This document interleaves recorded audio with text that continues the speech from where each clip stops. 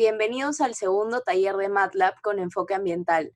El día de hoy el taller será dirigido por Jorge Luna y Geraldine Ames, a quienes les doy las gracias de antemano. Iniciaremos con Jorge, que tratará puntos introductorios de MATLAB. Listo, espero que se esté viendo la pantalla. Primero que nada, muchas gracias a Genra por esta segunda fecha del taller. El día de hoy vamos a revisar un poco, vamos a recordar un poco lo que hicimos el primer taller. Vamos a reforzar algunas cosas que tal vez quedaron en el aire. Vamos a hacer igual muchos ejercicios el día de hoy. Vamos a intentar enfocarlos mucho más a un tema práctico. Y también vamos a pasar el código en estas pausas, como dijo Gabriela, por el chat para que ustedes también puedan seguirme. De todas maneras, yo les invito, pese a que ya vayan a tener el código, ¿no?, a que abran el MATLAB e intenten tipear junto conmigo, ¿no?, porque practicando se aprende, ¿no? Bueno, entonces empecemos el taller de MATLAB de hoy. Lo he nombrado simplemente Fundamentos 2. Primero hacerles recordar una información súper importante, que es que en cualquier momento, si no saben o tal vez no escucharon lo que les expliqué acerca de una función o un comando en particular, ustedes pueden escribir en la ventana de comandos del MATLAB, pueden escribir help y el nombre del comando. ¿Ok? Solo voy a hacer un pequeño ejemplo con eso. Por ejemplo, si yo no sé, voy a plotear algo, uso la función plot. ¿No? Si ustedes no saben qué es, pueden escribir help, el nombre del comando les va a salir en morado, y automáticamente MATLAB va a empezarles a explicar, ¿no? Esto lo vimos en la clase anterior, pero para los que tal vez se conectan por primera vez, ¿no?, y están usando muy rápido y luego quieren revisar el código, así pueden saber qué hace cada función y qué cosa significa cada uno de las entradas y salidas de la función, ¿no?, o del comando. Muy bien. Vamos a empezar directamente con un ejercicio, ¿ok? Luego vamos a ver un poco de bucles iterativos y luego vamos a empezar con casos en el contexto de problemas ambientales, ¿no? Que ahí nos va a ayudar a tirar el libro. Entonces, el primer ejercicio va a ser muy parecido al anterior, al que vimos en el taller número 1, de paso que recordamos, ¿sí? Entonces, para este primer ejercicio ya he tenido acá tipeado algunas cosas, entonces simplemente les voy a llevar de la mano uno por uno por las líneas.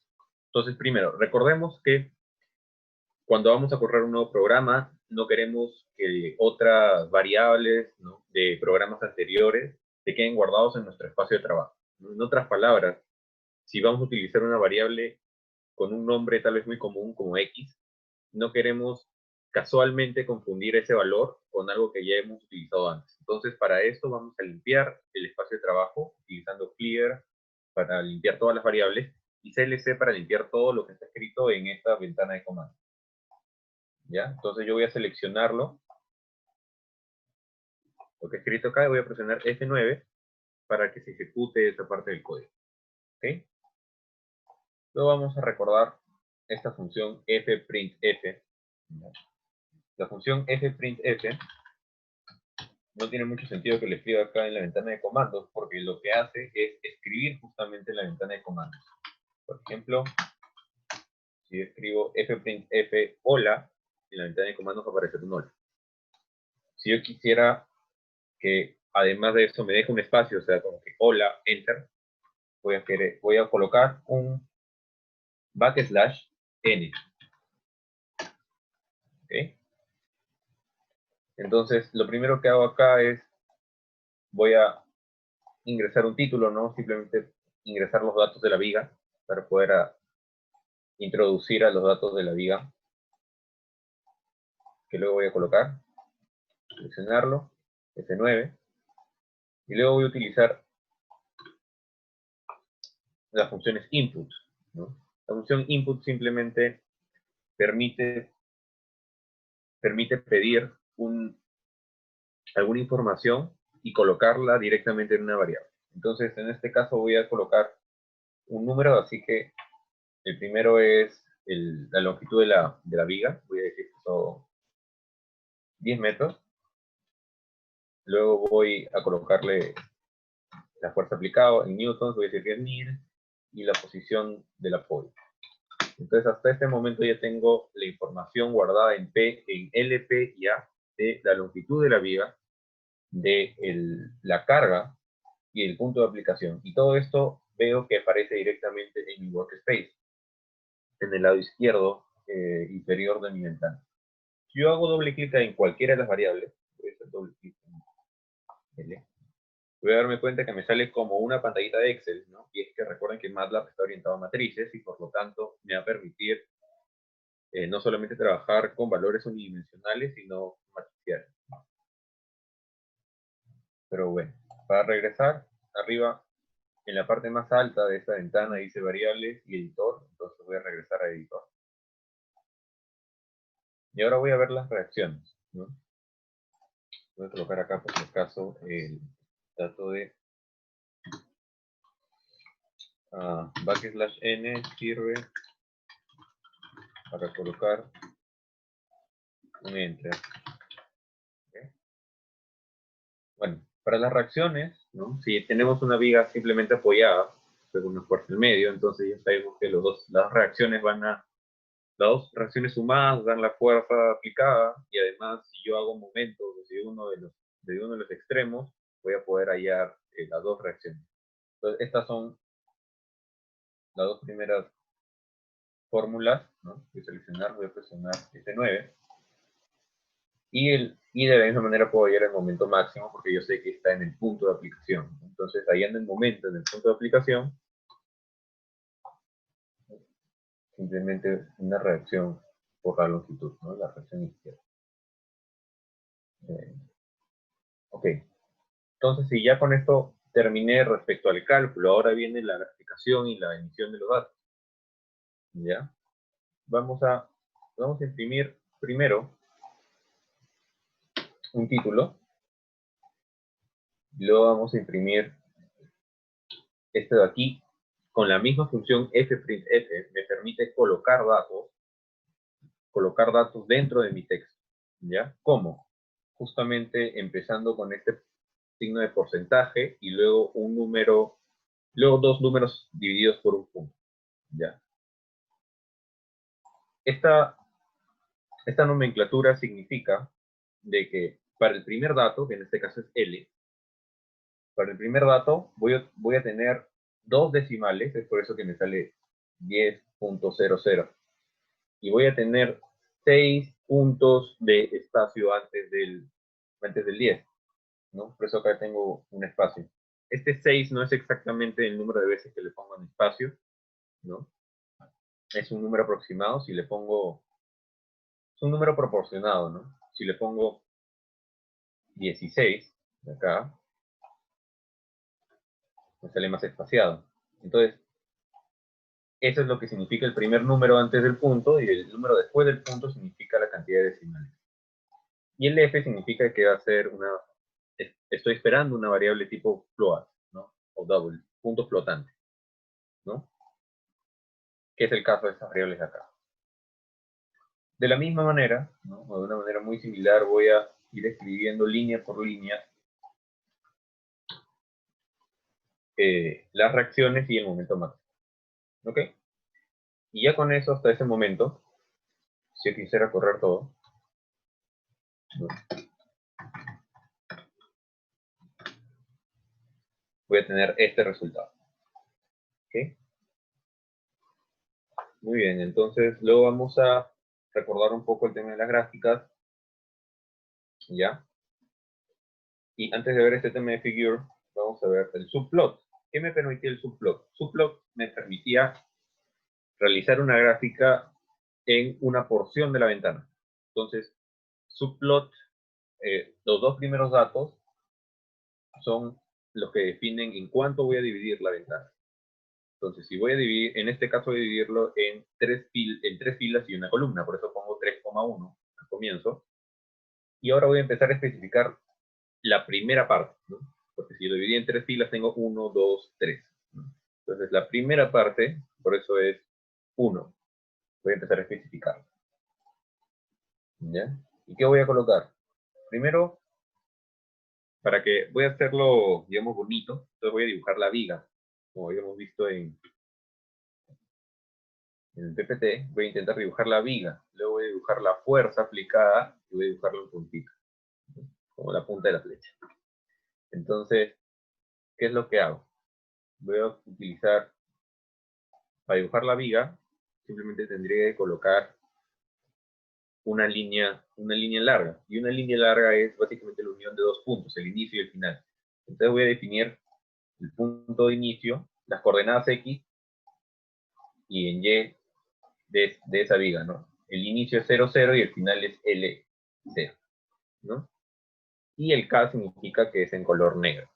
Porque, ¿cómo sé que es en color negro? Otra vez. Colocan en gel, ponen plot, para ver cómo es que se escribe, cómo es que se usa, y ahí les va a salir. Acá. Various line types. Plot symbols and colors may be obtained with plot. Where S is a character string made from one element from any or all the following three columns. Entonces, al final lo que coloque en la posición de S es uno o varios elementos de esto de acá. Y acá dice, ¿no? Si es B es blue, si es G es green, ¿no? Entonces, los colores, el tipo de la forma, y si es sólido, si es intercalado, si no hay línea, ¿no? Entonces el K significa black, ¿no? Negro. Luego hold on lo que me permite es ya no resetear la imagen, sino mantener todo lo que he dibujado. ¿Ya? Vamos a correrlo hasta ahí. Entonces hasta ahí lo obvio, una línea nada más. Y ahora puesto hold on. ¿Y qué voy a dibujar ahora? La flecha. Como yo sé que la posición de la flecha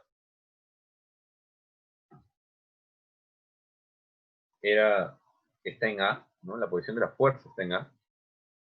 Entonces, ambas posiciones de la línea van a estar en A y el Y va a variar, ¿no? Uno es P, el otro es 0. Entonces, ¿qué pasa si yo lo corro esto acá? Ahí está, la línea, ¿no? Y además voy a dibujar este punto. Este punto de color rojo y con un asterisco que significa que va a ser ese va a ser la forma de los puntos, un asterisco. Luego voy a querer colocar el texto del número, ¿no? Para eso uso la función text. O coloco la ubicación del texto, va a ser en la posición A, P, y luego va a ser escrito qué número este de acá, ¿no? El valor de P va a ser escrito. Pero como yo quiero que P sea un conjunto de caracteres, ¿no? Sea un string, entonces tengo que pasarlo de number a string. Entonces es por eso que coloco todo esto. Simplemente vamos a ver. Y esta función lo que hace es convierte el number, ¿no? Convierte el 1000 a ahora una cadena de caracteres que dice 1000, porque ya no son números, son caracteres. Entonces eso voy a colocarlo en la gráfica y ahora tengo el 1000 ahí. Y luego voy a colocar el nombre del eje Y, el título y voy a activar los cuadrículas, ¿no? Con grid on se activa las cuadrículas, con title se coloca el título y con JLabel se coloca título del eje Y, ¿no? Entonces lo mismo, de manera muy similar, voy a cambiar de subplot, ahora voy a empezar a hacer el 3,1,2, es decir, en la fila 3, la columna 1, o sea, voy a hacer una división de 3 y 1, yo voy a utilizar ahora el elemento número 2, el del medio, ¿ya? Voy a correrlo, y ahora he hecho el del medio. De la misma manera, voy a hacer el M,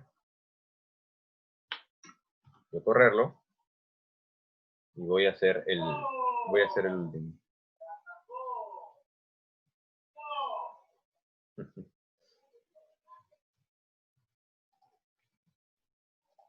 Ya.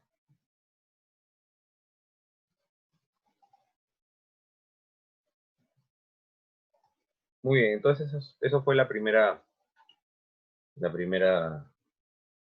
ejercicio. Se los voy a pasar para que lo revisen un poco, se los voy a pasar por el chat. Y voy a ir a bajarle el volumen a mi televisor. Un momento.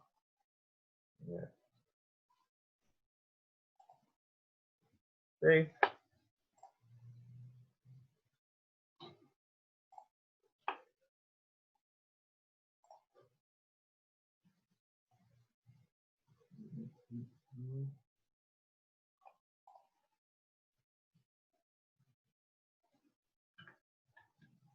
Ahí están todos los códigos, entonces. Bueno, de todas maneras paso el de Viga 2 para que lo revisen. Si tienen alguna pregunta, lo pueden realizar acá. Vamos a darnos un minuto.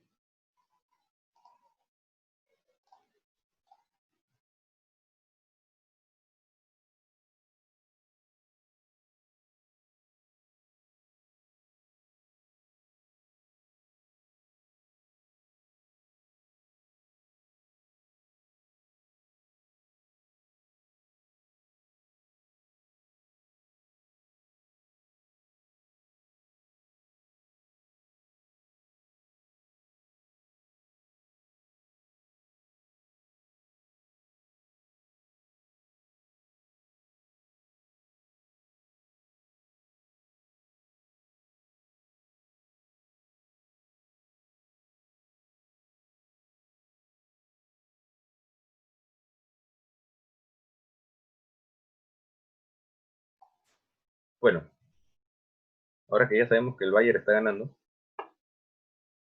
vamos a continuar con nuestra clase.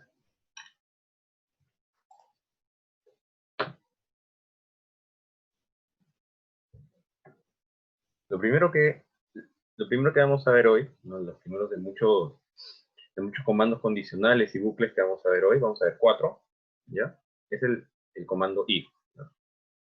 If, de hecho, este condicional es bastante usado en diferentes lenguajes de programación, así que si ustedes han programado antes en algún otro lenguaje, probablemente lo conozcan.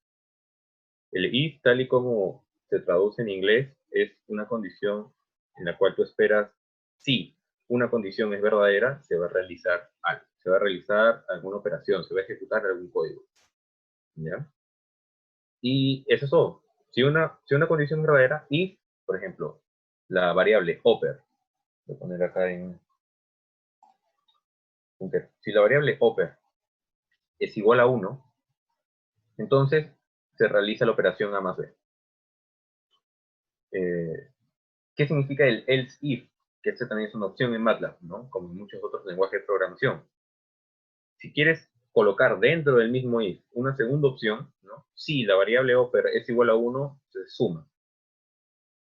Además, si else if, ¿no? La variable upper es igual a 2, entonces se resta. ¿Ok? Y hay una tercera manera de colocar, de preguntar por el valor de la variable, y es else, ¿no? Y básicamente lo que haces es, ok, si no es ninguno de los anteriores, ¿no? Si no es verdadero nada de todo lo de atrás, entonces vamos a realizar lo siguiente. Y en este caso se envía un texto que dice error en la operación.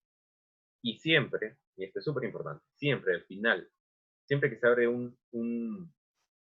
siempre que se abre un if, se tiene que cerrar. Y en MATLAB se cierra con el comando enter, ¿ya? Muy bien, vamos a hacer un ejemplo aquí.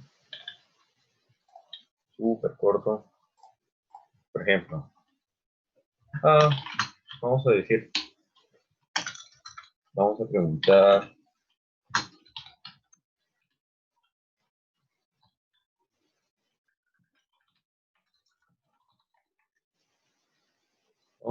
por la variable. ¿Ya? Lo vamos a poner en este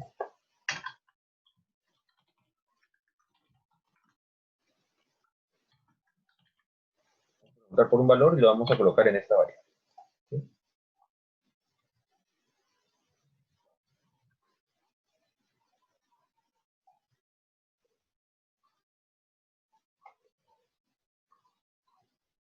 Ya. Entonces ahí, por ejemplo, el valor que sea, no sé, 2. ¿Ya?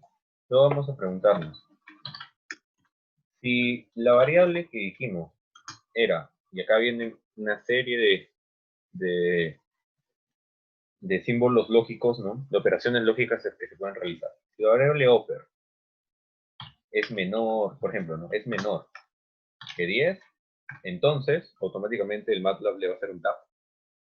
Entonces, quiero que me muestres como respuesta, no sé, oper menos 10. ¿Ya? Quiero que muestres eso. Si no, ¿ya? Si no es menor a 10, entonces muéstrame simplemente oper más 10. En el chat dicen.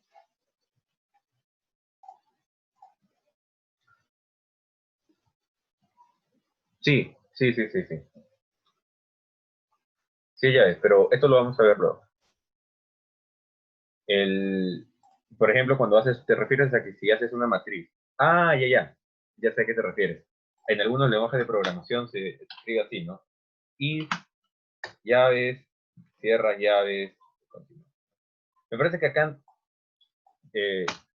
no es necesario, no necesitas las llaves.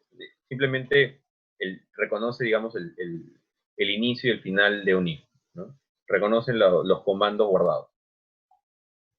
Las llaves se utilizan más bien para otra cosa. ¿Ya? Anidación, no es indexación.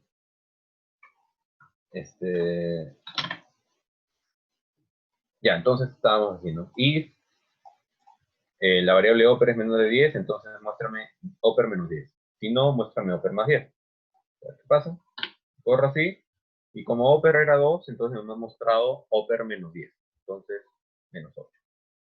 De la misma manera, antes del else, puedo colocar else if, ¿no? Else if oper es, si yo quiero colocar un caso aislado, ¿no? Oper es igual a 10. Entonces, muéstrame la variable oper. ¿Ya? Para preguntarte si es algo, si es igual a algo, entonces tienes que colocar doble igual, ¿no? Este es, digamos, la operación lógica de preguntarse si un valor es igual al otro. Porque un solo igual es asignación del valor, ¿no? Como acá arriba, oper igual a la variable obtenida de input. ¿Ya? Entonces, vamos a ver. Entonces, corremos esto. Si pongo 10, muy bien, sale 10. ¿Por qué? Porque he entrado justo en este sitio. ¿Ya?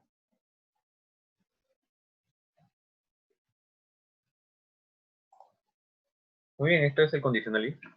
Espero que se haya entendido. Tampoco hay brackets para el for, ni el while, ni el switch que vamos a ver. ¿Ya? Entonces, el siguiente bucle es el for. ¿Ya? For es un bucle iterativo que define una cantidad de veces que se va a dar la vuelta. ¿Ya? Entonces, ¿y cómo lo define? Porque hay una variable que se va a colocar arriba, que va a ser un contador. En este caso ahí, la variable que he definido en el ejemplo es la variable i. ¿Ya? Y tienes que dársela en forma de vector.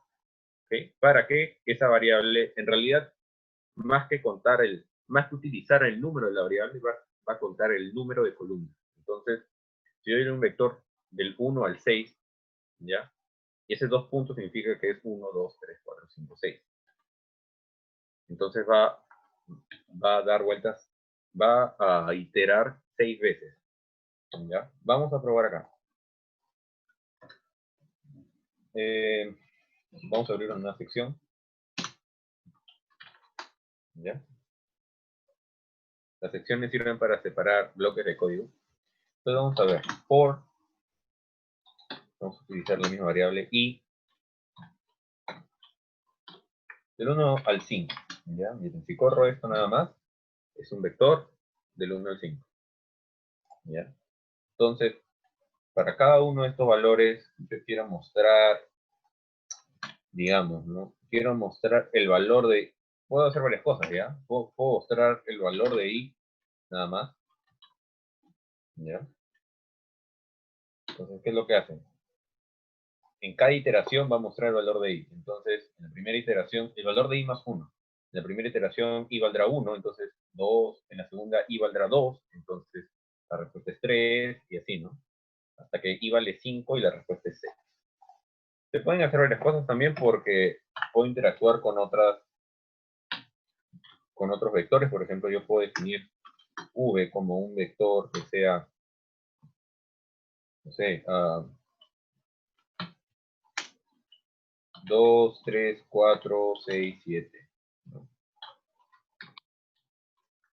¿Ya? Y yo puedo decir, que en cada iteración quiero que me muestres v, pero quiero que me muestres el componente que esté en la posición i. ¿No? Entonces vamos a ver qué es lo que pasa. No he corrido la carga. Sube. Y me va a mostrar uno por uno los componentes. 2, 3, 4, 6 y 7, que eran los componentes. Uno por uno los componentes. ¿Muy bien? Esa es la variable for. Recuerden que siempre que hable de un for, tiene que colocar un contador, ¿ya? Un contador, y tiene que colocar el fin del bucle, ¿ya? Que es end. Luego está otro bucle iterativo que es el while, ¿no? Que igual que su significado en inglés, ¿no? Va a iterar hasta, ¿no? O mientras se cumple algo, ¿ok? Aquí no se usa el do while, es while nomás, ¿ya? Entonces, por ejemplo,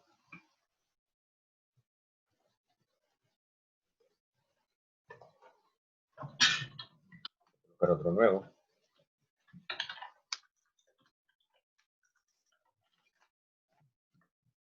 Vamos a decir mientras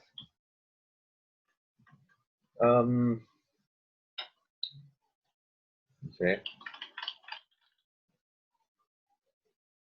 mientras la variable a sea igual a, mientras la variable a sea menor igual a 10, entonces haz lo siguiente, ¿no? Ve colocando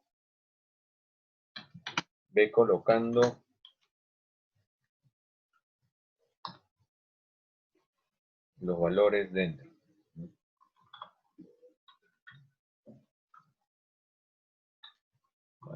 ¿Cómo podría ser esto? ¿Cómo podría enseñar esto acá?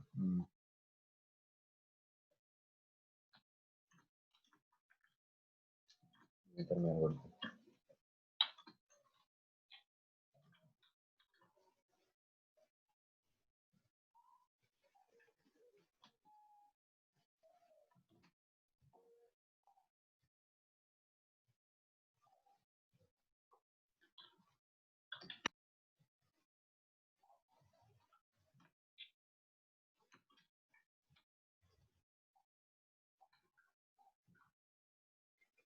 ¿Ok? Vamos a decir que tengo un vector A y que quiero colocar en el vector, quiero hacer una copia del vector A en el vector B, pero solamente los elementos, solo hasta que encuentre algún elemento que sea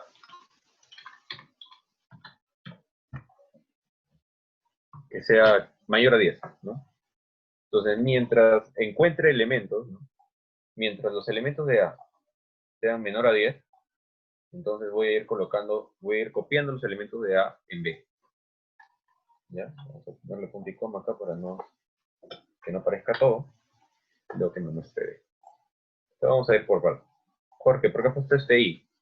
Porque este I va a servirme de index, ¿no? Va a servirme de índice y va a empezar en 1. Entonces al principio voy a evaluar el elemento 1 de A. Voy a decir, si es menor que 10, el primer elemento de A, entonces se va a copiar en el primer elemento de B. ¿Ya? Luego voy a sumarle Y acá no hay I más más para los que conocen el lenguaje C++. ¿Ya? Y es igual a I más 1. Entonces le aumento un valor. Ahora voy a evaluar 2, I2. ¿Ya? Y otra vez va a dar la vuelta. Es importante que cuando haga estas cosas inicie el contador. Le pongo un valor inicial. Vamos a ver qué pasa. Tal vez no pasa nada. ¿Ya? Acá no le puse punto y coma y lo primero que me hace es, ok, este es el vector A que declarar. ¿Ya? Y vamos a ver cuánto tiene B.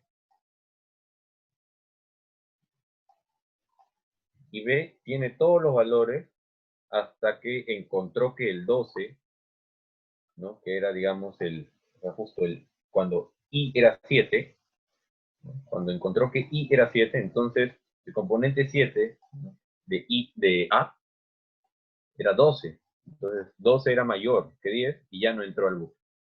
¿Ya? Muy bien. Así funciona el while. Sirve para evaluar y realizar una iteración hasta que se cumpla una condición. El otro bucle iterativo es switch. ¿Ok? Pero esto lo vamos a dejar para un problema más adelante. Lo voy a explicar luego más a detalle, pero básicamente lo que haces es evalúas una condición, evalúas una variable, ¿cuál es el valor de esa variable? Entonces, depende del caso, por ejemplo, case, si la variable equivale a, entonces se desarrolla lo de A. Si la variable equivale a B, se desarrolla lo de B. Así. Igual tiene que terminar. Entonces, al menos ya tenemos una regla general acá, que para todos los bucles iterativos, ¿no? Para todas las iteraciones que querramos hacer, vamos a terminar siempre con un end. ¿Ya? Finalmente vamos a hacer un ejemplo de Resys y luego pasamos ya a ver canal, a ver ejemplo de ambiental.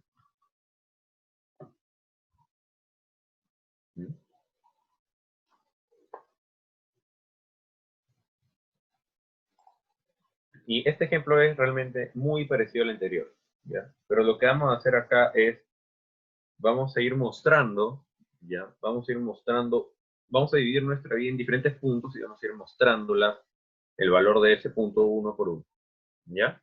Y también vamos a darnos cuenta por qué hay, digamos, este error de programación aquí. Que más que un error es una forma de no ser tan largo el código, ¿no? Porque sabemos que si la fuerza está aplicada aquí, ideal no existe.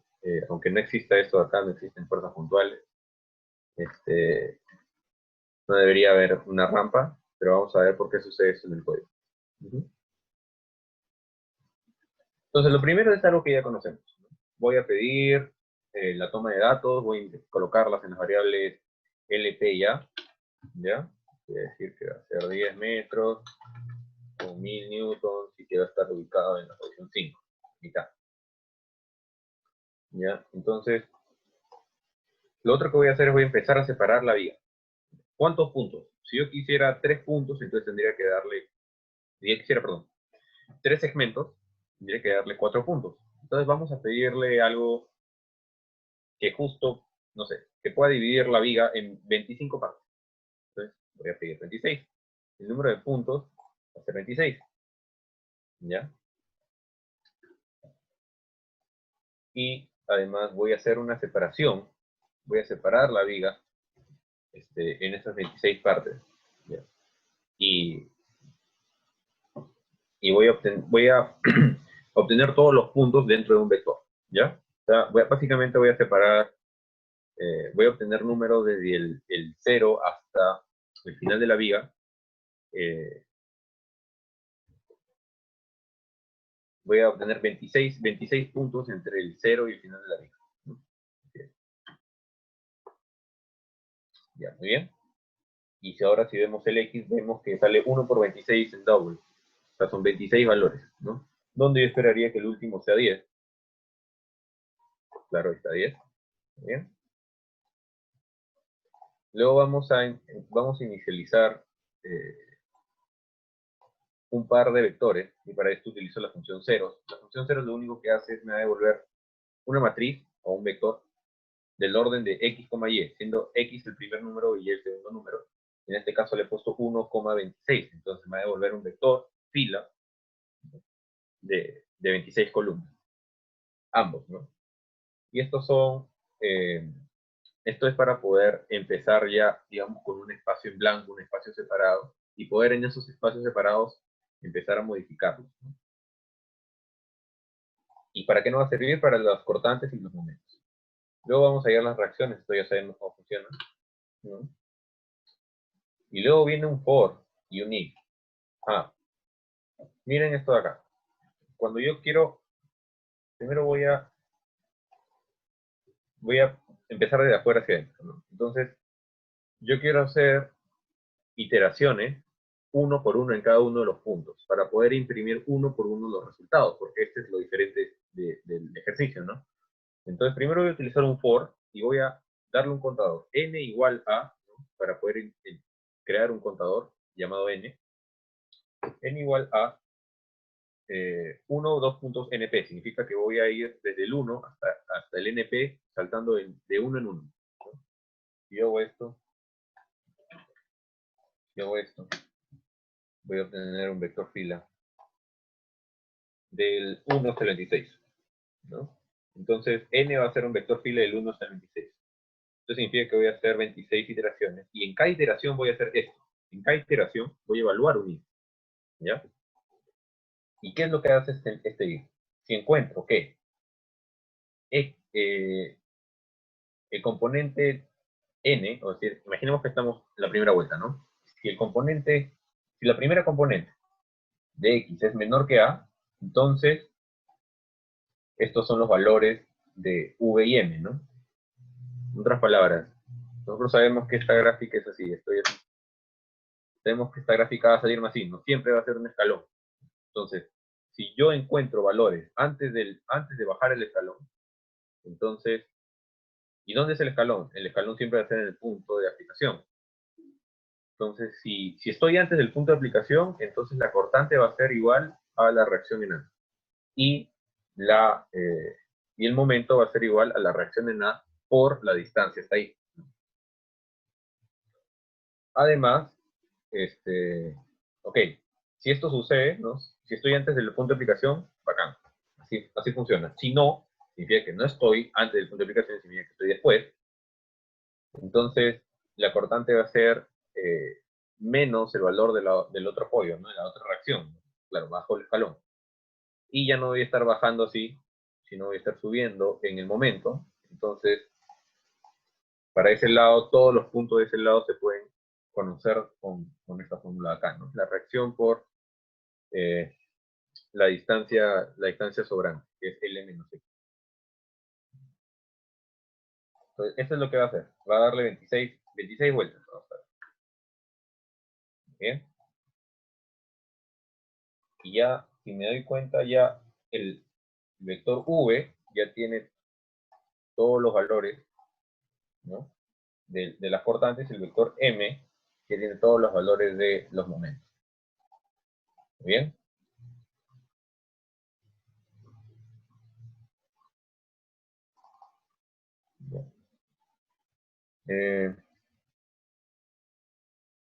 Ahora lo que voy a hacer es, listo, esto primero es básicamente colocar los títulos, ¿no? Y los valores iniciales que encontramos, los valores generales, ¿no?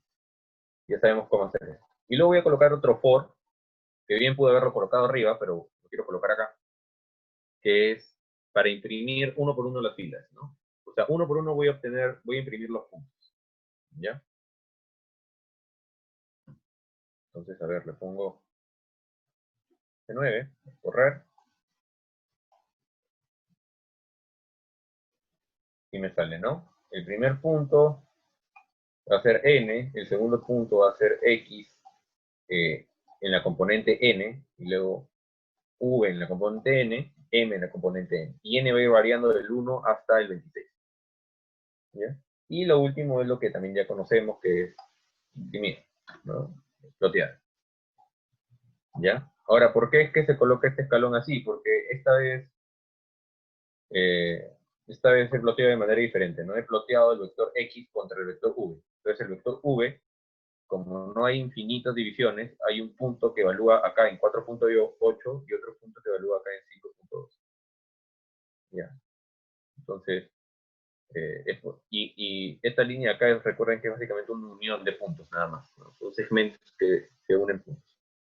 Entonces, por eso que se salta de aquí para acá, ¿no? ¿Se puede recrear con programación? Sí, pero digamos, es solamente meter la cabeza, ¿no? Habría que plotear hasta cierto punto, luego duplicar la variable y volver y seguir ploteando. Muy bien. Eso es. Voy a pasar este código. Voy a pasar este código por el grupo.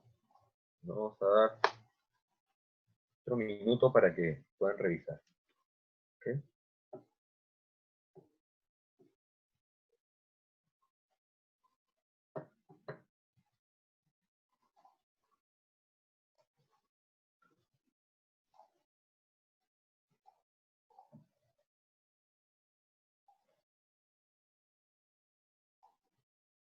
Igual los chicos han pasado todo el zip. Han pasado toda la información ahí juntos. Si tienen preguntas, las pueden hacer Recuerden ahora. que sí. Discúlpeme, Jorge, para recordarles a todos que si tienen preguntas, las aprovechen estos momentos para hacerlas.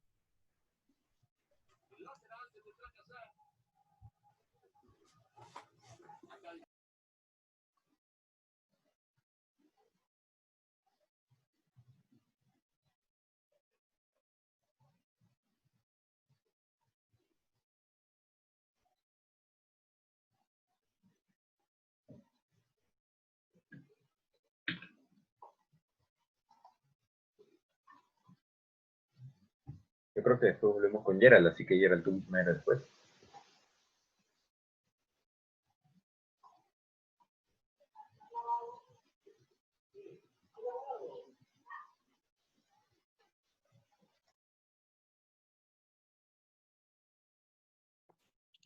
Hola, ¿qué tal? Buenas tardes. ¿Se me escucha bien? Sí, Yera, te escuchamos. Ya, listo.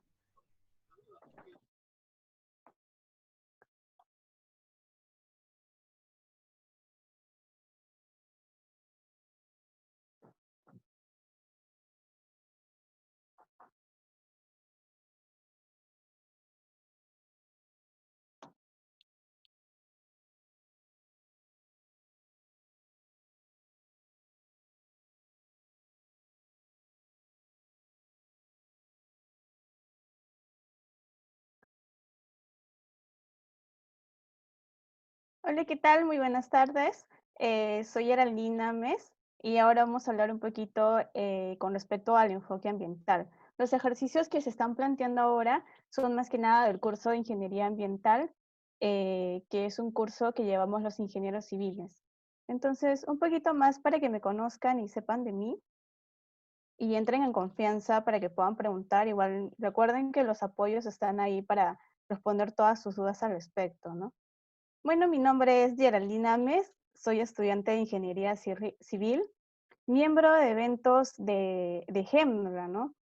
Y un poquito de mis intereses es sobre la economía circular, la bioconstrucción. Me encanta mucho investigar sobre viviendas sostenibles y sustentables y un poco de la gestión del riesgo de los proyectos, ¿no? Qué tan importante es que uno llegue a investigar y profundizar más las consecuencias que me viene a traer una obra, ¿no?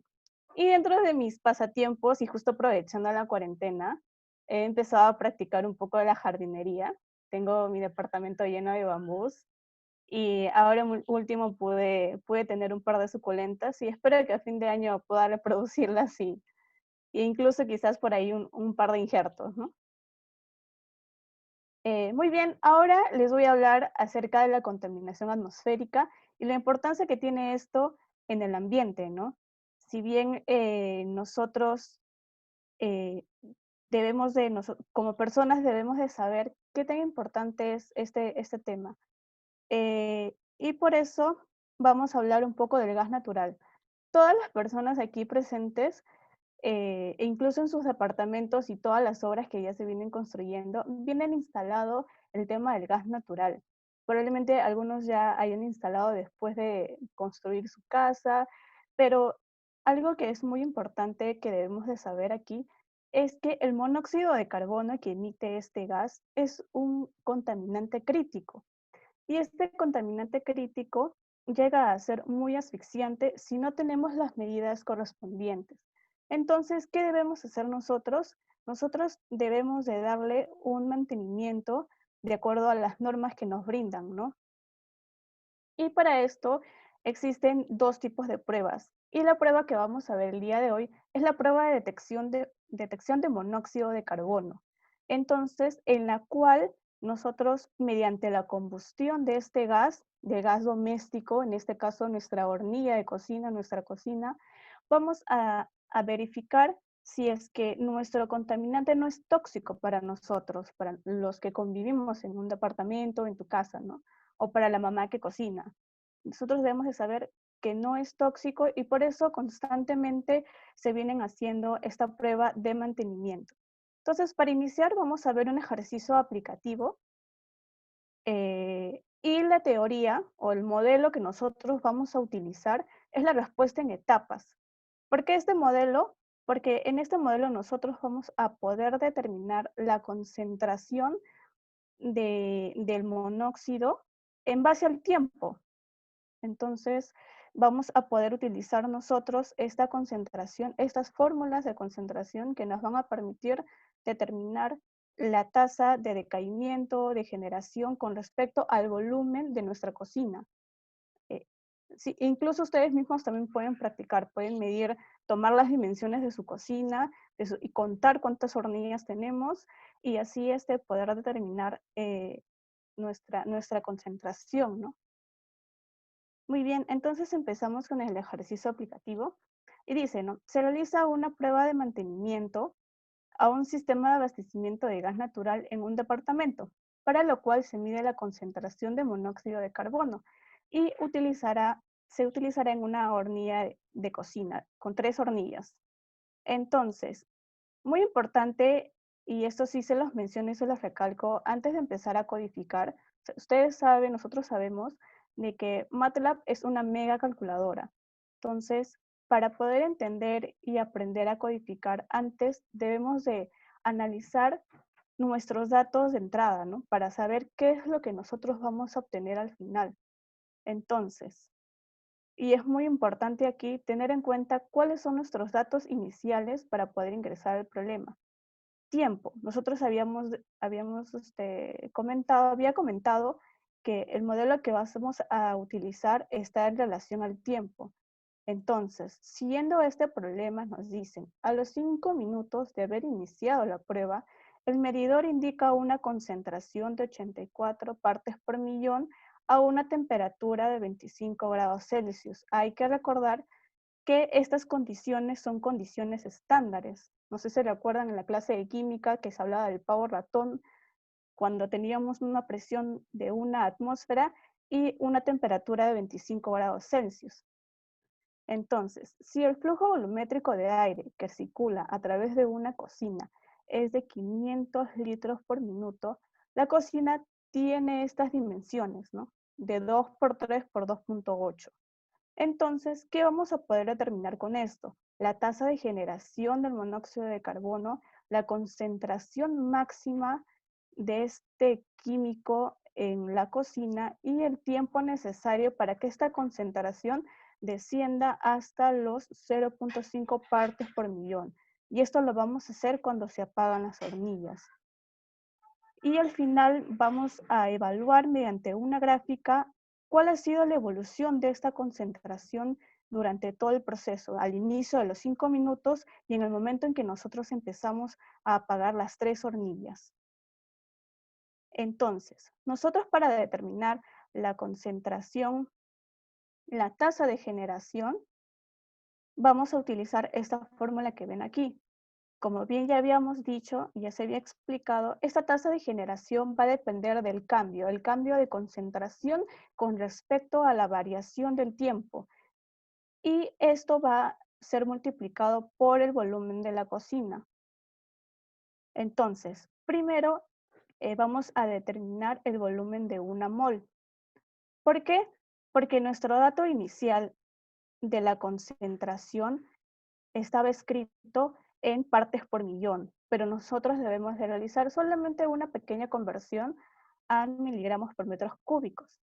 Entonces, igual, ¿no? Utilizamos la ecuación de pavo-ratón y vamos a obtener el volumen de una mol. En este caso va a ser 24.45 litros en condiciones estándares. Y con este dato vamos a poder a nosotros utilizar para realizar la conversión de los 84 partes por millón. Entonces realizamos dicha conversión y vamos a obtener este resultado. Este resultado de 96.20 va a ser la concentración del monóxido de carbono a los 5 minutos. Entonces, finalmente, con este dato podemos hallar la tasa de generación, que es la variación de concentración en el tiempo de 5 minutos, que es 96.20, menos la concentración inicial en el tiempo cero, que viene a ser cero. Y este multiplicado por el volumen de la cocina, ¿no? Que serían 2 por 3 por 2.8. Y finalmente vamos a tener una tasa de generación del monóxido de 323.23 miligramos por minuto.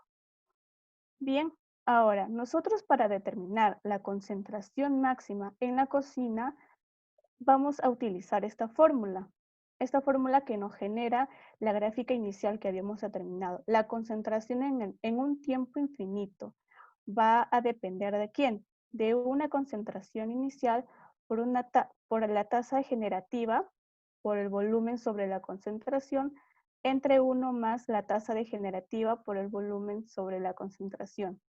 Entonces, debemos de recordar siempre estas condiciones que nos muestra aquí. Un contaminante conservativo tiene una tasa degenerativa de 0. ¿Por qué? Porque estamos hablando de un volumen que no va a cambiar. Y recordemos que, bueno, en tu departamento o en tu casa siempre mantienes un aire limpio, entonces la concentración va a ser 0. Teniendo estos datos iniciales, nosotros vamos a poder reducir la fórmula inicial que tenemos, quedándonos así simplemente que la concentración infinita va a depender simplemente de la tasa de generación que habíamos hallado en la parte anterior sobre la concentración permitida. Entonces, reemplazando dichos datos, vamos a tener que la concentración máxima en la cocina de 2 por 3 por 2.8 va a ser 646.46 miligramos por metro cúbico. Y siguiendo con el ejercicio, vamos ahora nosotros a determinar en cuánto tiempo esta concentración máxima que habíamos hallado va a descender hasta llegar a una concentración permitida de 0.5 partes por millón. Y esto cuando se apaga la hornilla, ¿no? O sea, si nosotros ni bien al momento de realizar la prueba encendemos nuestra cocina durante 5 minutos. Luego, en ese momento, ya tenemos esa concentración máxima a los 5 minutos. Luego, apagamos las hornillas y en cuánto tiempo se va a demorar para que esa emisión de monóxido de carbono se haya realmente ido en nuestro ambiente, ¿no? Eso es lo que nos está tratando de decir esta parte. Entonces, como nosotros tenemos el dato de partes por millón, siempre es bueno convertirlo y pasarlos a sus unidades correctas, ¿no? Realizamos la misma conversión que habíamos hecho, teniendo así finalmente este dato de 0.57 miligramos por metros cúbicos. Y ahora, para nosotros determinar el tiempo, vamos a utilizar esta siguiente fórmula, que es la concentración en el tiempo va a depender de esa concentración máxima más la diferencia de concentraciones por la tasa degenerativa más la concentración sobre volumen por tiempo.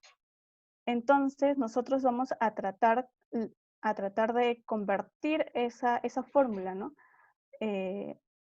Porque nosotros lo que necesitamos es el tiempo. Entonces, simplemente el tiempo va a ser igual al logaritmo de esa variación de concentraciones por el volumen entre la concentración.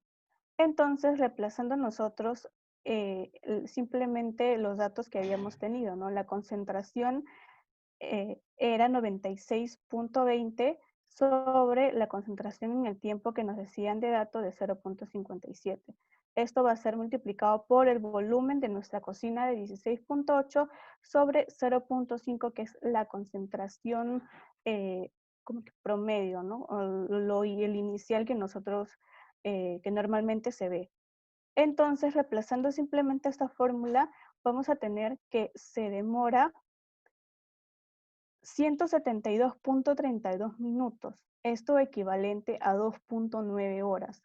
Entonces, después de 2.9 horas y de haber tenido prendida nuestra cocina por 5 minutos, realmente nosotros podemos verificar que esta concentración de monóxido de carbono ha sido totalmente como que diluido en el aire, ¿no? O sea, ya no podemos, o sea, en el momento en que entramos a nuestra cocina ya no vemos esa emisión de ese gas, ¿no? Que viene a ser un gas asfixiante, ¿no? Y ya. Entonces, analizando nosotros mediante esta gráfica, vamos a hablar sobre 2 etapas. La primera es durante los 5 minutos que teníamos nosotros las 3 hornillas prendidas. Podemos observar aquí que nuestra concentración que habíamos determinado de 96 que nos había salido, sí concuerda con la gráfica de concentración en el tiempo, ¿no? Entonces va subiendo y en el momento en que nosotros apagamos va a ir disminuyendo. Y esa es la prueba en sí de la emisión del monóxido de carbono, ¿no? Y el tiempo, que fueron 2.9 horas, hasta que se termine termine el monóxido de carbono en el aire, ¿no? En la atmósfera. Entonces, muy bien, un poquito para recordar y sintetizar esta parte, antes de codificar qué cosa es lo que tenemos nosotros que entender, son los datos importantes, ¿no? Concentraciones iniciales, cuál va a ser nuestro tiempo, el tiempo de dato que nos piden en el momento que nosotros tenemos las hornillas prendidas, y el tiempo, y con ello poder utilizar nuestra concentración máxima para llegar a esta gráfica y poder analizarlo, ¿no? Entonces, en este momento es donde le doy pase a Jorge para que ustedes empiecen a codificar. Jorge, ¿estás ahí? Gracias, Gerard.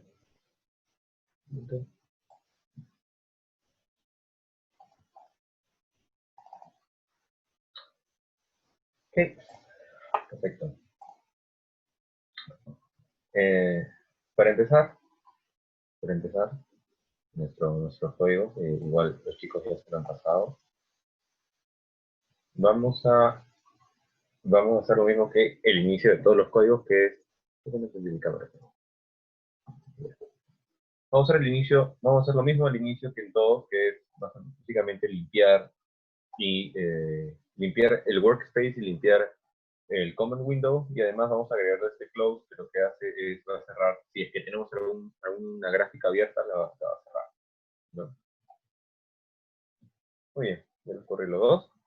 Y ahora luego vamos a utilizar una nueva manera de pedir datos, ¿ya? Lo voy a mostrar primero así para que vean. ¿Okay? ¿Ya? Es esto de aquí, es un box de diálogo que permite ingresar datos directamente a un arreglo de celda, ¿ya?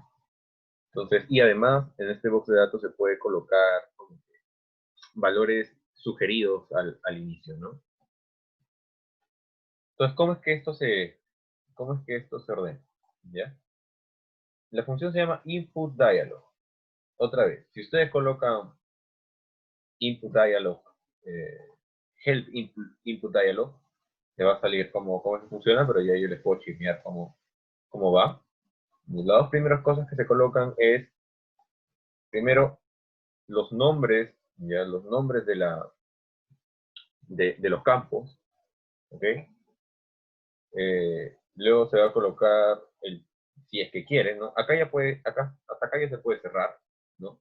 Luego, si es que quiero colocar un título a la ventana completa, le coloco un título, que en este caso se va a llamar prueba de mantenimiento de gas en cocina, ¿ya? Lo otro que puedo hacer es puedo decirle, oye, por si acaso, todos los datos que te van a dar van a ser colocados o sea, van a tener como máximo 65 líneas. O sea, van a estar en una fila y van a ser como que 65 columnas, ¿no? O sea, 65 caracteres, espera, ¿no? Y luego lo otro es, el cuarto elemento de la función son los datos iniciales que le puedo dar. Ahora, si ustedes se dan cuenta, el prompt, ¿ya?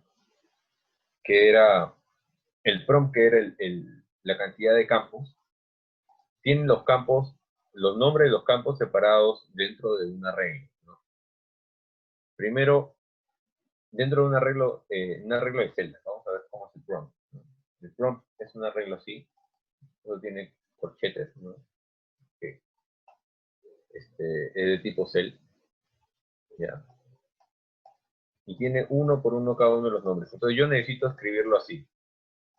Y para eso abro los corchetes cuando es un tipo celda, abro los corchetes, y voy a ir colocando los charts, así entre comillas, voy a ir colocando uno por uno los campos, ¿ya? Jorge, ¿qué son estos 3 puntos seguidos? Ah, ya. Lo que pasa es que si yo colocara toda la línea, todo completo, ¿no? Sería muy largo, ¿no? Tendría que irme hasta atrás, ¿no? Sería una cosa así. Sería una cosa así. Entonces empezaría a crecer, ¿no? ¿Ya? Y para evitar eso, entonces, es como si hubiera un guión, ¿no? Para decir que estoy en la misma línea, pero visualmente quiero cambiar de espacio, entonces le voy a poner 3 puntos seguidos y se van a colorear de azul en el marco, ¿ya? Entonces, estos 3 puntos seguidos significa de que esta línea en realidad lo va a leer acá, ¿ya? Y así voy a ir definiendo los 8 campos que quiero, ¿ok? Entonces yo se los voy a dar todos los 8 campos en una fila, pero de hecho el input dialog me lo va a devolver en una columna, ¿ya? Igual una columna de 8 elementos. Entonces, para sacar uno por uno los elementos, lo que necesito es guardar todo esto en una variable. Guardar todo esto en una variable. Y voy a ir accediendo a los elementos uno por uno. Como eran celdas y lo voy a abrir con corchetes, también voy a acceder a ellos con corchetes. Entonces, el primer elemento de la respuesta, ¿ya? En este caso era el tiempo. Vamos a revisar. ¿Ya? El tiempo de inicio. El segundo caso era la cantidad de partes por millón que había en el medidor. ¿Cuál es la temperatura? Entonces, uno por uno así voy a ir sacando. ¿Ya? Lo voy a sacar así, por ejemplo, para que vean cómo se ve. Y me va a salir un carácter. Entonces ahora yo necesito convertir este carácter, porque ahorita no tiene el valor de 5. Tiene el valor de un carácter 5, ¿no? Como si fuera una letra, ¿no? Es de una variable tipo char. Entonces, para convertirlo utilizo esta función sscan, ¿ya? sscan f, ¿no? Porque lo voy a convertir un float, ¿ya? Y todo esto junto me va a dar el valor que lee, ¿no? El valor que ha escaneado. Y es el valor de 5. Listo, y lo voy a guardar en una variable. Entonces, de esa manera voy a ir escaneando todos los valores en las posiciones 1, 2, 3 y 4, que son el tiempo, el consumo que hacíamos en partes por millón, eh, el T que era la temperatura y luego el flujo, ¿no? Y lo voy a guardar todo en variables. Luego también está la dimensión de la cocina que también pedimos, ¿no? Que también eran datos, ¿ya? Y así y así de esta manera ya hemos obtenido lo que antes obteníamos, ¿se acuerdan con el ejemplo de la viga, preguntando uno por uno? Abajo en el comando, en la ventana de comandos, de la misma manera, ¿no? O mejor dicho, de otra manera vamos a obtener el mismo resultado.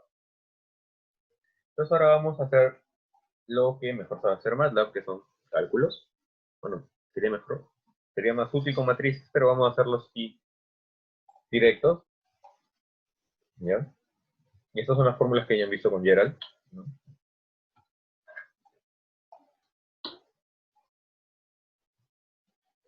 Son fórmulas, solamente fórmulas, de la pregunta 1, de la pregunta 2, y al final lo que voy a hacer es, lo que yo quería ver era la tasa de generación del dióxido de carbono y la concentración máxima, ¿no? Además del tiempo que te demoras para destilar.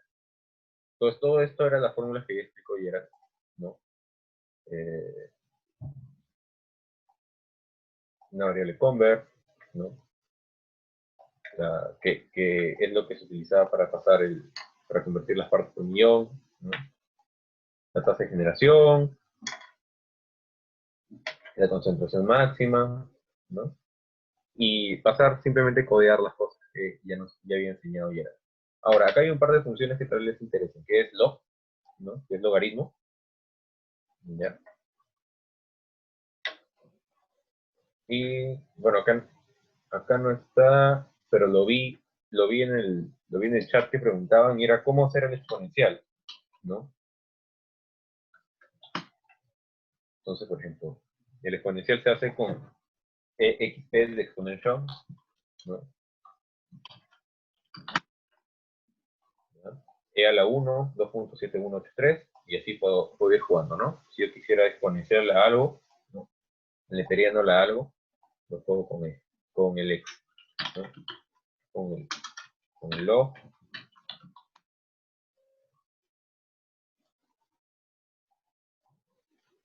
¿no? Logaritmo natural, ¿ya? Si yo quisiera el otro, me parece que es log 10, ¿ya? Si yo quiero logaritmo en base 10, entonces escribo log 10. Si escribo log, es logaritmo natural, nada más, por si acaso. Y estos son los únicos detalles que, digamos, se podrían encontrar acá. Lo demás es lo que hemos visto. Acá uso la función display, también podría utilizar simplemente disk, ¿no? Ambos son exactamente la misma función. ¿Ya? Y lo voy a correr todo para que se vea. Y ya. Eso es. Creo que le voy a pasar entonces ahora la batuta a Gerald para que hagamos el segundo problema. Segundo problema, detalle.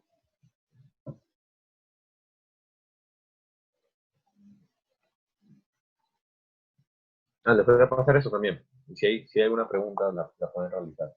Igual por el chat, ¿no?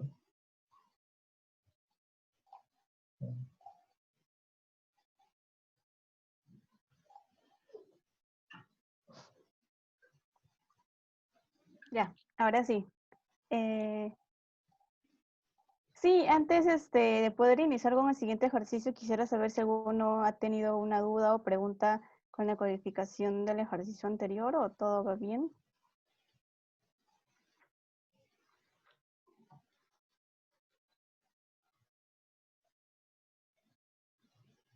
La Sí, coma es para... Jorge, Leo pregunta, sí. No, ayuda a separar comandos. Uy, no, ya creo que estabas hablando. Sí, sí, y ahora sí.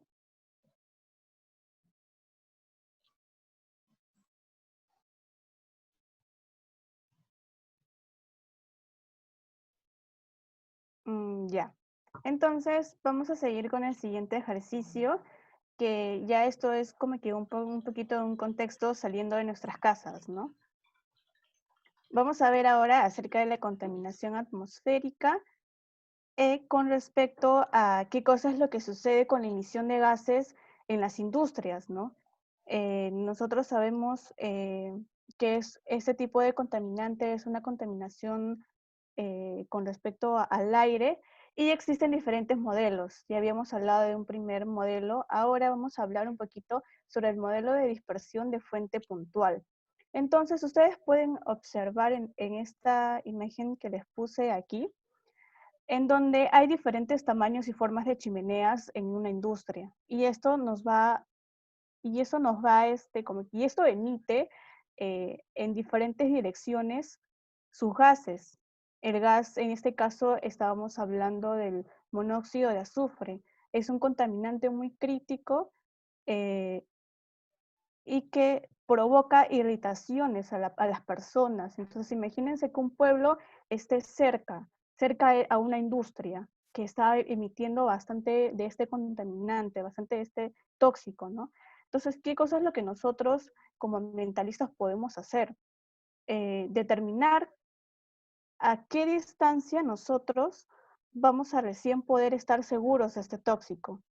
Entonces, este de acá se representó mediante este modelo, ¿no? Tenemos aquí nuestra chimenea, tenemos la forma de la emisión de este gas tóxico y en cuanto a una dirección, ¿no? Entonces, vamos a ver el siguiente.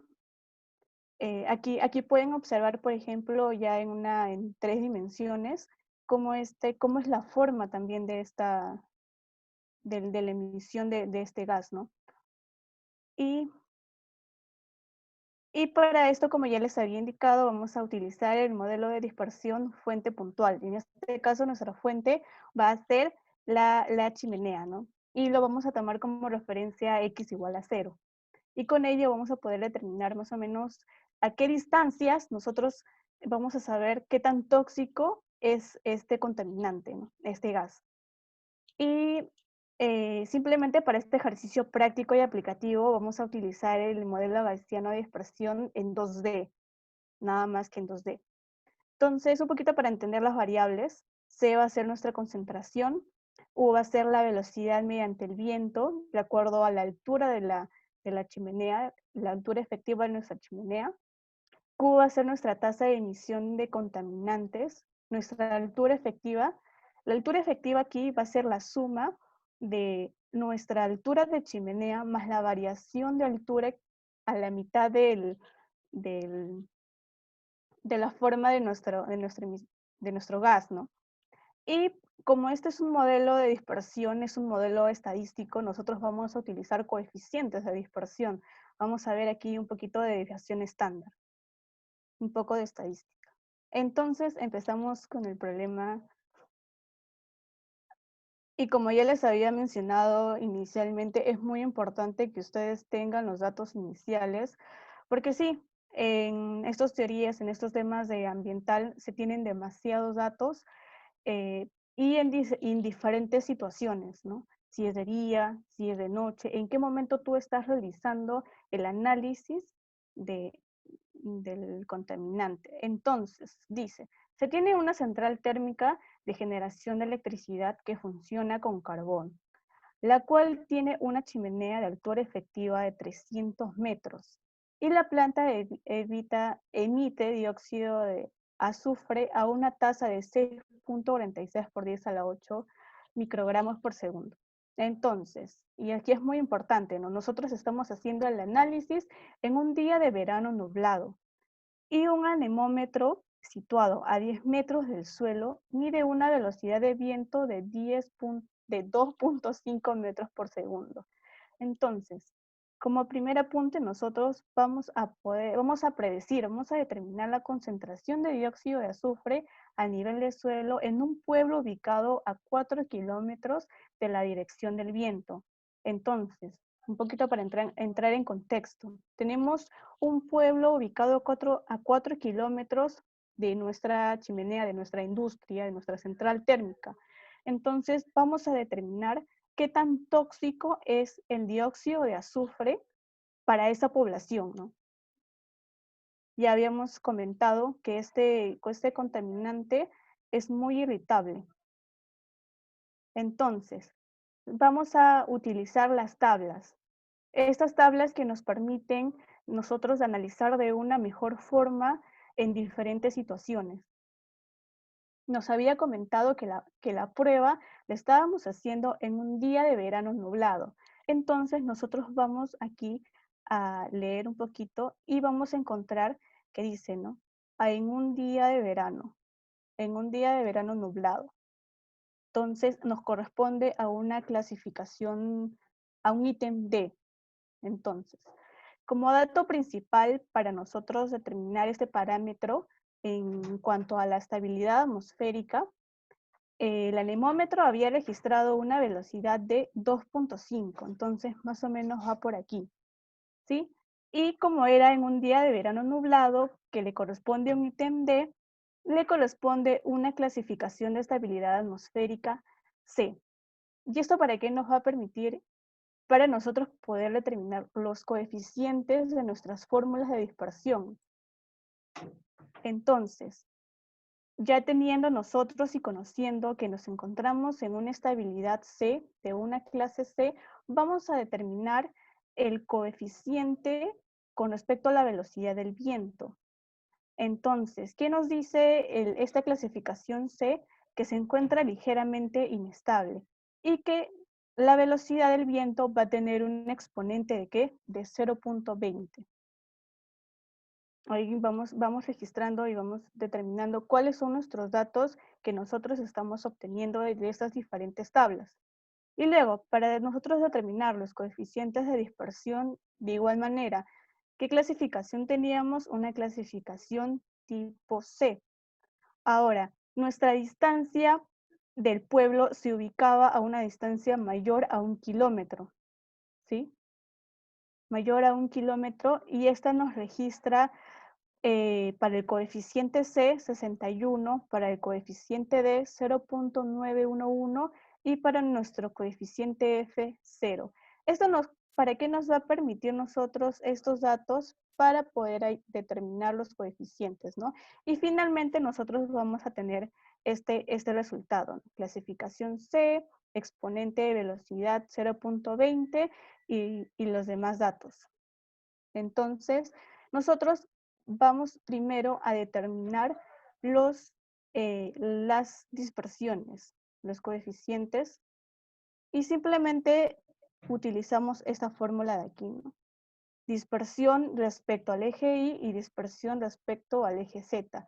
Simplemente nosotros reemplazamos los coeficientes que habíamos determinado inicialmente con la ayuda de las tablas.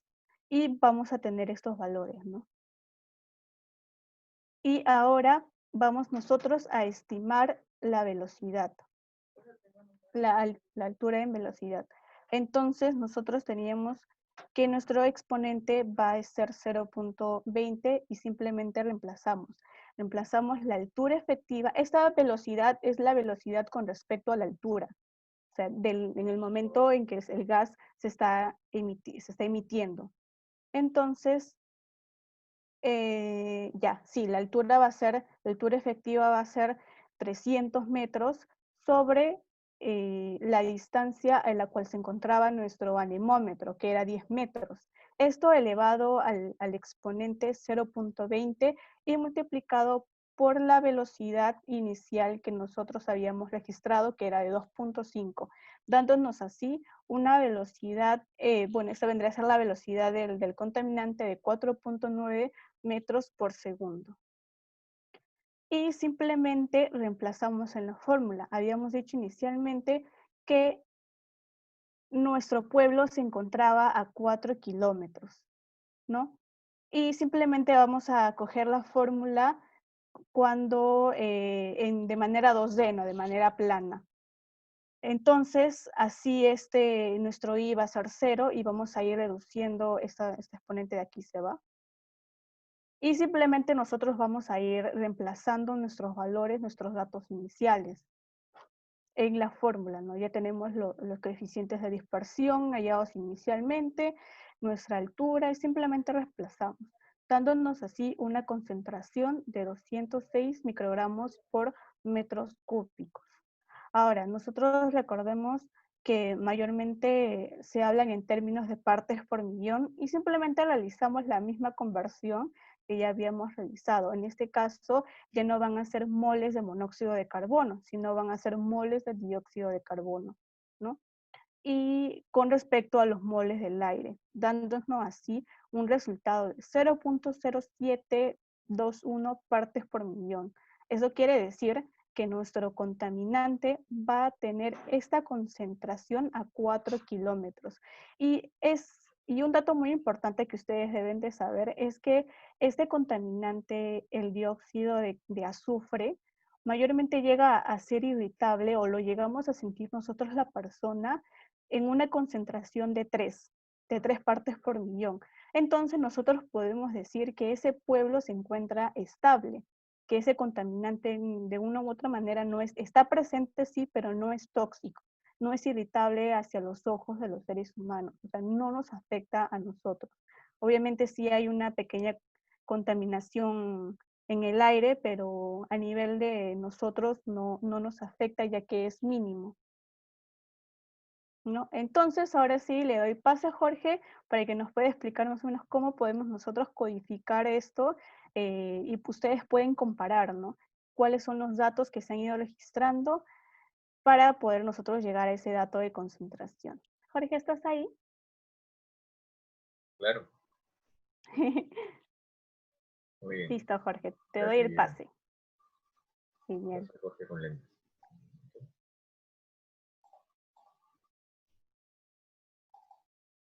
Ok. Bueno, este problema lo vamos a ver de dos maneras, dos formas de solucionarlo. De una más simple que la otra. Vamos a empezar por la simple. ¿Sí? Yo voy a correrlo para que vean cuál es la idea de esta solución. ¿Ok? Y luego vamos a ir viendo cómo la modificamos. A partir de lo que hemos aprendido en el problema anterior, lo que podemos hacer ahora es pedir la información igual en una ventana de diálogo. ¿Ya? Podemos proponer una información inicial que igual se puede variar y todo, ¿no? Y después simplemente obtener los valores, ¿no? Igual como hicimos antes, obtuvimos los valores, si necesitamos hacer una conversión, la convertíamos, y luego aplicar la fórmula. Esta es una manera, y después finalmente mostrar el resultado que queríamos, ¿verdad? Entonces, no hay mucho nuevo acá, no hay mucho nuevo. Voy a definir un título, voy a definir cada uno de los campos, ya saben para qué servían los 3 puntos, ¿no? Y voy a definir una variable de datos de inicio propuesta, voy a utilizar la función input dialog, ¿no? para correrlo. Voy a decir de que voy a esperar una respuesta de máximo 65 columnas, o sea, máximo 65 cifras, ¿ya? Que es por darle un número, ¿no? Finalmente. Y luego voy a obtener uno por uno los valores, convirtiéndolos a numérico, y después voy a operar con esos valores numéricos. Ahora, datos. Si yo quisiera nada más correr una sección, ¿qué es lo que tengo que hacer? Primero tengo que estar seguro de que estoy dentro del MATLAB, o sea, de que estoy dentro de la ventana del MATLAB, ¿no? O sea, de que tengo que haber hecho clic algo dentro del editor, ¿no? Y tiene que haberse puesto amarillo la sección, ¿ya? Para correr la sección tengo dos opciones. Arriba, en el tab Editor y en el menú o en el grupo Run, hay una opción Run Section, ¿no? Entonces, si pongo Run Section, solamente va a correrse la sección.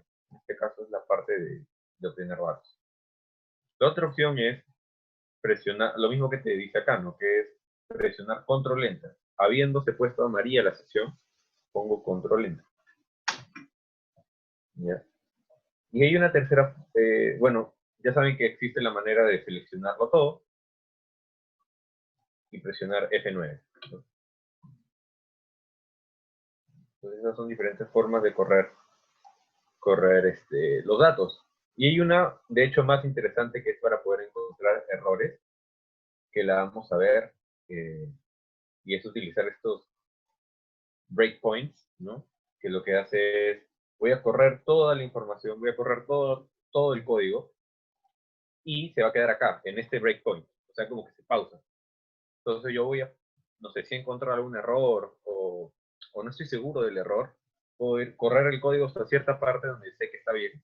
Y a partir de ese punto puedo ver, ok, ¿cómo van las variables? Ya, ¿no?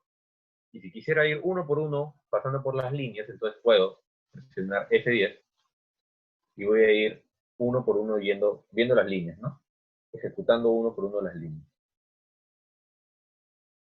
¿Ya? Y así puedo ejecutarlo todo. Y revisar uno por uno las líneas, ¿no? Si es que quiero. Repito, para correr una sección existe Run Section. Puedo presionar Control Enter también, haciendo clic dentro de una sección. Y si quiero correr línea por línea, entonces necesito crear un breakpoint. Y para eso doy botón derecho en la zona gris, como Set Breakpoint, ¿no? Y luego le doy Run, ¿no? Y va a correr todo hasta ese breakpoint. y luego puedo avanzar uno por uno haciendo esto acá, que es Run Next Line, que ejecutar la siguiente línea, o presionar el botón F10, que es lo mismo.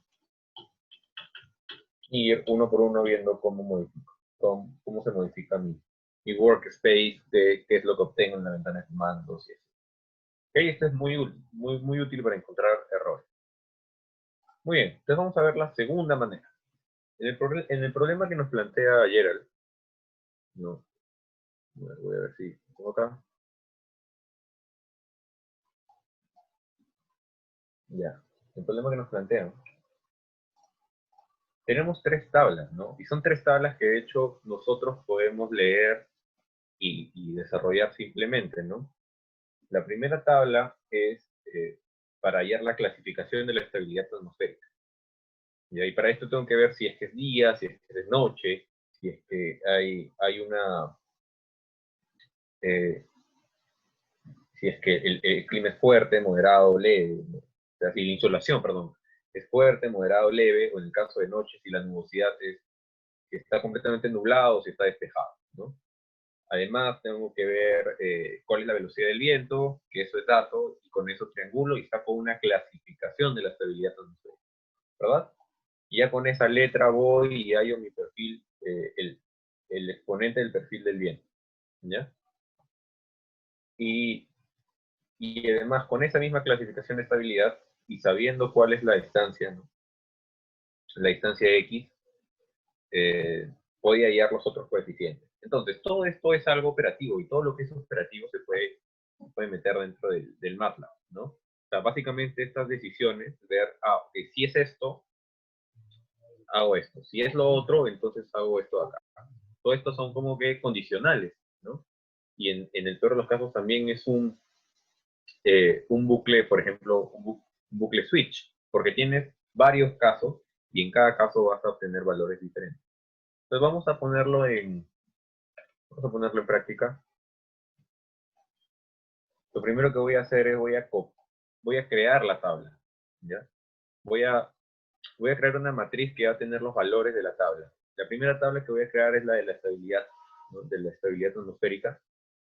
Y lo voy a crear de esta manera. Voy a hacer una matriz con 5 filas. Y en cada fila voy a colocar las clasificaciones. En este caso hay algunas clasificaciones que pueden ser A o pueden ser B, ¿no? O pueden ser C o D. Entonces, en este caso siempre, para simplificar el problema, en todos estos casos que nos muestra la tabla, voy a coger la clasificación más grave, o sea, una clasificación más alta, ¿ya? O sea, en el caso de si es A o B, voy a coger B. Entonces, por ejemplo, voy a coger la primera fila, que sería A, B, B, perdón, la primera columna, que es A, B, B, C, C, y eso es lo que voy a colocar acá, ¿no? Igual, segunda columna, voy a ir colocando todas las letras, y de esta manera voy a crear esta matriz. Voy a correrla para que ustedes la vean. Esta matriz se llama matriz de estabilidad, tiene cinco componentes, ¿no? Tiene cinco variables char, ¿no? Y recuerden de que si ustedes a una variable char le piden un componente, por ejemplo, si tienes la palabra A, B, B, C, C, y le pides el componente 3, voy a coger la tercera letra.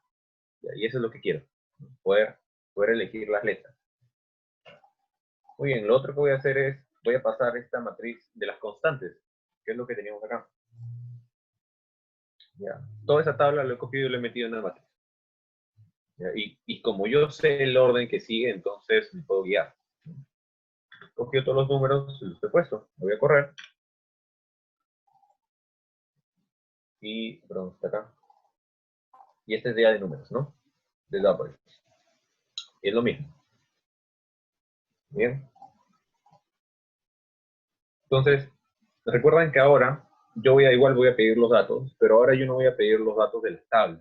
Solo voy a pedir los datos que necesito para obtener las tablas, o sea, el X, la distancia, y la velocidad del viento. Todo lo demás puedo no pedir, ¿no? O sea, los coeficientes,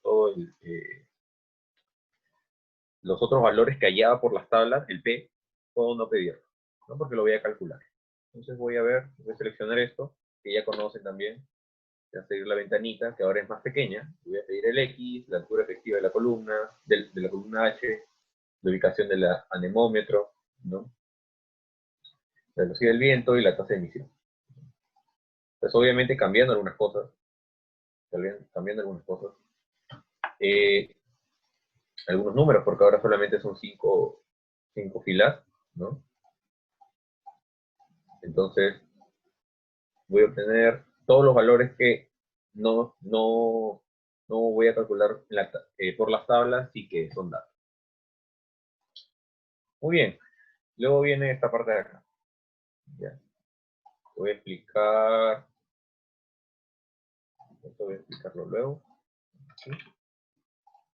¿Ya? Lo primero que hay que hacer es, vamos a ir con la primera tabla. En la primera tabla había que dividir según la velocidad del viento, ¿no? Según la velocidad del viento, y vamos a ubicar cuál era la fila de la tabla. ¿Ya? Entonces, si la velocidad del viento, que en este caso se guardó en UA, ¿no? Que es la cuarta, ¿no? Velocidad del viento. Si la velocidad del viento es menor que 2, entonces voy a decir que el índice, una variable es index, ¿no? De estabilidad, de índice de estabilidad. Va a ser valor 1. O sea, va a ser la primera fila. Si la velocidad del viento está entre 2 y 3, ¿no? Si la velocidad del viento es mayor a 2 y la velocidad del viento es mayor a 3, ¿no? Miren este de acá, este es un operador lógico, el AND, el I lógico. ¿Ya? O sea, si verdadero y verdadero, entonces verdadero, ¿no? Entonces, si esto se cumple, le voy a dar un valor 2. Lo mismo acá. Si es mayor a 3, si está entre 3 y 5, entonces le voy a dar valor 3. O sea, está en la fila 3.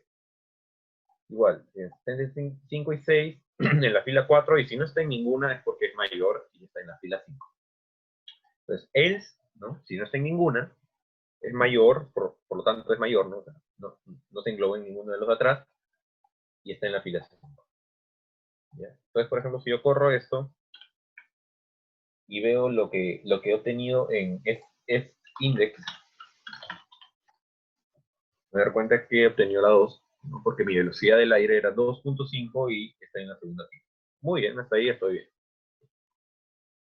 Luego viene todo esto Yuko. Jorge, ¿qué es eso? Vamos a explicar. Lo primero que voy a hacer para simplificar es voy a pedir que me digas si es que es de día o de noche. Y según si es de día, entonces te voy a pedir, dime si es que la insolación es fuerte, moderada o leve. Y si es de noche, entonces dime si es que está nublado o está despejado. Entonces eso es lo que hago acá, ¿no? Primero te voy a pedir por un input dialog que escribas 1 si es que es de día y que escribas 2 si es que es de noche. ¿Ya? Y el valor lo voy a guardar aquí en D o N, ¿no? Día o noche. Entonces, si escribiste 1, vas a correr esta información, y si escribiste 2, es de noche y vas a correr esta información. ¿Ya? Entonces, vamos a ver primero cómo se ve y luego sigo explicando. Vamos a correrlo acá. Ya. Me salió una ventanita y dice escribir 1 para día y 2 para noche. Voy a escribirle 1. Y luego me salió otra ventanita porque entré al condicional. Y dice escribir 1 para fuerte, 2 para moderada y 3 para leve. Entonces vamos a decir que es leve. ¿Ya? Entonces significa que se metió hasta acá.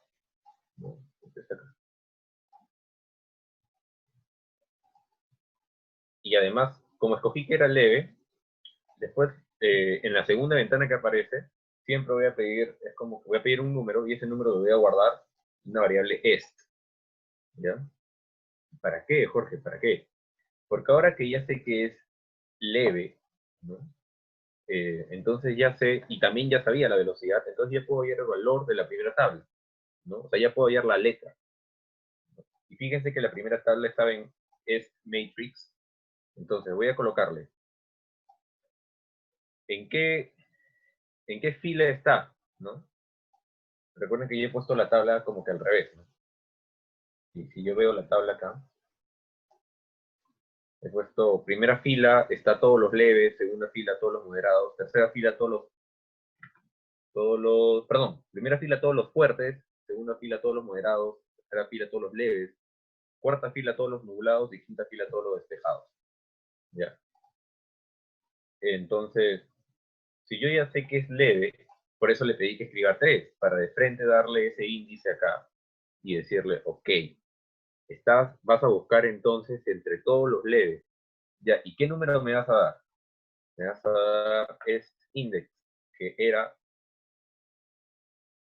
según la velocidad, ¿no? Entonces, si era la velocidad 2, me va a dar la segunda, me va a dar el segundo componente de la fila est, que era 3. Entonces, el segundo componente de la fila 3 era C. ¿No? Nosotros vemos de que esta, que es leve, en la segunda fila es C. ¿No? Recuerden que repito, recuerden que yo he puesto la matriz así, ¿no?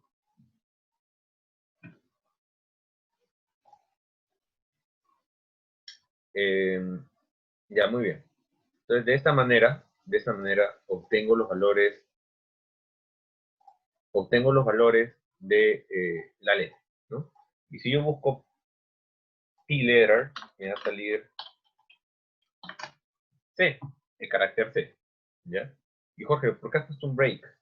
Ah, lo que pasa es que todo este condicional, todo esto de acá le he puesto dentro de un while, ¿ya? Solo he puesto dentro de un bucle que dice, tú no vas a salir de acá hasta que me pongas un valor, ¿ya? Entonces, esta variable rest la inicializo arriba como 0 y siempre voy a estar dando vueltas hasta que esa variable cambie. Por eso dice, mientras sea 0, o sea, mientras no la cambies, va a seguir dando vueltas. ¿Y dónde es que la cambias? La cambias cuando entras, pues, ¿no? ¿Ya? Entonces, así, digamos, vamos a correr esto aquí, para que lo vean. ¿Ya? Si yo acá escribiese...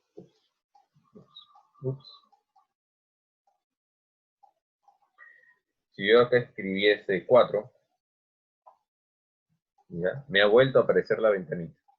¿Por qué? Porque no me deja salir hasta que le dé un número válido. Entonces lo voy a escribir ahora 1, y ahora recién me sale la otra ventana. Jorge, y ya, ok, le has puesto seguridad a la primera ventana, bien, ¿no?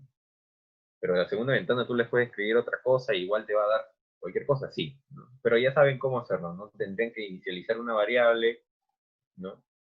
Tendrían que inicializar una variable y tienen que darle un while dentro y que siga iterando hasta que te den, ¿no? O sea, dentro de este if habría otro while, ¿no? Pero no lo he querido poner para no hacerlo tan complicado, ¿no?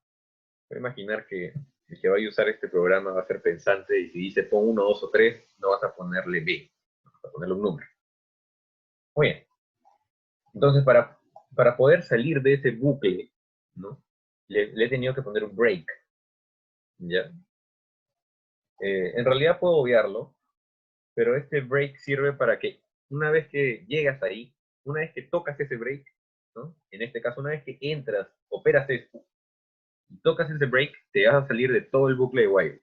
Para esto sirve break, ¿no? Muy bien. Entonces hasta acá ya teníamos el valor de la letra, ¿no? Del coeficiente de la clasificación de estabilidad. Entonces luego de esto vamos a poder poner un switch. ¿Se acuerdan lo que era? Este era para ver cada uno de los casos. Entonces va a evaluar la variable p-letter y va a evaluar. Si eres A, entonces tu coeficiente P va a ser 0.15. Si eres B, tu coeficiente P es 0.15. Si eres C, 0.2. Si eres D, 0.25. Y esto no es más que la tabla de acá, ¿no? El exponente P. ¿Ya? Y lo que he hecho acá es darle, ok, si eres A, significa que estás en la primera fila de acá. Entonces eres índice 1. ¿No? Si eres B, índice 2. Si eres C, índice 3. Entonces, lo mismo. Le he dado números. ¿Por qué? porque luego tengo que irme a la otra tabla, falta una tabla todavía. ¿Ya? Y esto era una matriz de números, ¿no? Igual tenemos que triangular. Entonces, recuerda que si eres A, eres índice 1, si eres B, eres índice 2, si eres C, índice 3, y así, ¿no? Entonces ya tenía las filas, acá. Y las columnas, hay dos partes, ¿no? Si es que X es menor o igual a 1 kilómetro, si es mayor o igual a 1 kilómetro. Entonces, en este caso le he puesto esto acá, ¿no? Si X es menor o igual a 1 kilómetro, si es mayor o igual a 1 kilómetro. Bueno, mayor, ¿no? Para no ser, digamos, redundante, ¿no? Si es 1 kilómetro es casi un punto, cualquiera de los dos vale. Entonces, ¿qué he hecho? Yo tengo este letter index que me dice en qué fila está de esa tabla. ¿Ya? Por ejemplo, en el caso de A, sin importar a cuántos kilómetros esté, ¿no? Igual, sí, también le puedes poner un break. También le puedes poner un break dentro, Leo. Para que no esté revisando todos los casos. ¿Ya? Pero digamos, no, puedes no ponerle también. Lo que dice Leo es que si le pones un break acá, lo que haces es que computacionalmente no va a revisar, o sea, no va a revisar todos los casos, sino que se va a saltar desde aquí.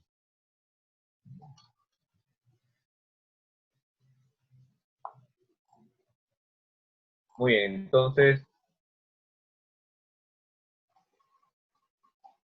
teníamos que, ya tenemos el índice de la fila y ahora falta el índice de la columna. ¿Ya? Pero el índice de la columna ya lo sé, ¿por qué? Porque si eres menor que 1, entonces yo sé que vas a coger el C de la segunda columna, el D de la tercera y el F de la cuarta. Y si eres mayor que 1, entonces vas a coger de la quinta, la sexta y la séptima. Entonces simplemente hago un if, le pongo letter index para el primer valor y de la fila, y la columna le pongo el segundo valor, que ya sé cuál es, ¿no? 2, 3 y 4 si es que es para menor de 1, y 5, 6 y 7 si es para mayor de 1, ¿no? Y el A siempre va a ser en la primera columna. Entonces lo corro esto, ¿no? Ah, perdón, no corrió el switch. Ya. Lo corro esto y ya me salen los valores de A, B y C, ¿no? Perdón, A, C, D y F. ¿Ya? Y ya después de esto, puedo simplemente correr lo otro que es exactamente lo mismo. Ya me salen los valores de la concentración, en dirección del viento, digamos, con dos tipos de unidades, ¿no? ¿Ya? Esto es, chicos. Los voy a pasar ambos ejercicios. ¿Ya? Voy a pasar ambos.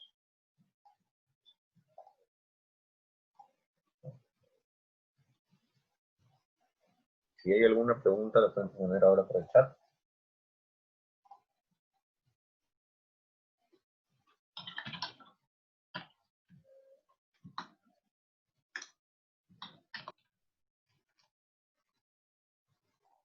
Y nada, eso sería todo. Muchas gracias.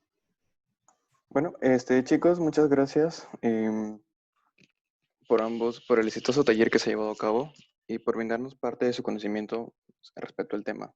De parte de Genra, les agradecemos su apoyo y su buena voluntad por ayudarnos a promover el conocimiento y le hacemos entrega de estos certificados. Muchas gracias. A Jorge Hernán Luna Gutiérrez y a nuestra compañera Geraldine Zamora Ames Chipana.